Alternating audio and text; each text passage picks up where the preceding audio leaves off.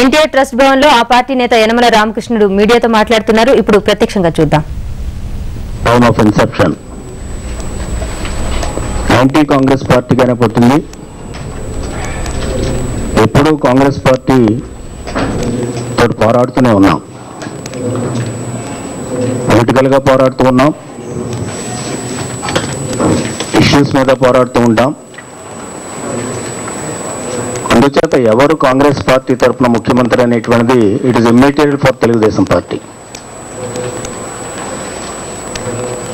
Telugu Desam party matters only development and welfare. ముఖ్యమంత్రి రాజశేఖర రెడ్డి గారు ఉన్నప్పుడు పోరాడాం, చెన్నారెడ్డి ఉన్నప్పుడు పోరాడాం, విజయభాస్కర్ రెడ్డి గారు ఉన్నప్పుడు పోరాడాం. తెలుగుదేశం పార్టీ పుట్టినప్పటి నుంచి కూడా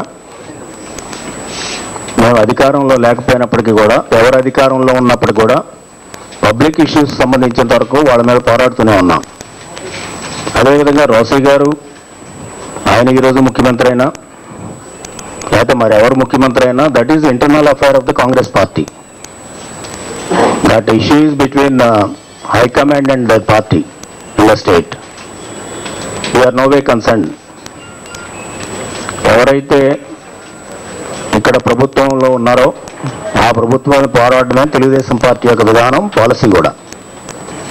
ఆ విధంగానే పోరాడుతూ ఉన్నాం. ఆ రోజున ఇందిరాగాంధీ మీద కూడా పోరాడాం. నేషనల్ లెవెల్లో ఉండేటువంటి అందరి మీద కూడా పోరాడుతూనే ఉన్నాం. ప్రధాన ప్రతిపక్షంగా ఉన్నప్పుడు మా యొక్క డ్యూటీస్ మేము నెరవేరుస్తూ ఉన్నాం. అంచేత ఈ రోజున ఎవరో ఒక మంత్రి రిజైన్ చేయడం, ఇదేదో తెలుగుదేశం పార్టీకి సంబంధం, అదేవిధంగా తెలుగుదేశం పార్టీ ఏదో చేస్తుందనేటువంటి వాదన తీవ్రంగా ఖండిస్తూ ఉన్నాం. ఇంతకుముందు కూడా చాలా సుస్పష్టంగా చెప్పాం, we're no way concern. We're concern with the government. ఈ రోజున చూస్తే రాష్ట్రం దాదాపు చాలా రంగాల్లో క్రైసిస్లో ఉంది. సరే, వాళ్ళ పార్టీ పొలిటికల్ పార్టీ క్రైసిస్లో ఉంది, వాళ్ళు ఏదో గొడవ పడుతున్నారు ఇంటర్నల్గా. ఈనాడు ఒకవైపు ఆర్థికాభివృద్ధి క్రైసిస్లో ఉంది, ఫైనాన్సెస్ క్రైసిస్లో ఉన్నాయి, వ్యవసాయం అభివృద్ధి క్రైసిస్లో ఉంది, ప్రజా సమస్యలు అనేక సమస్యలు ఉన్నాయి.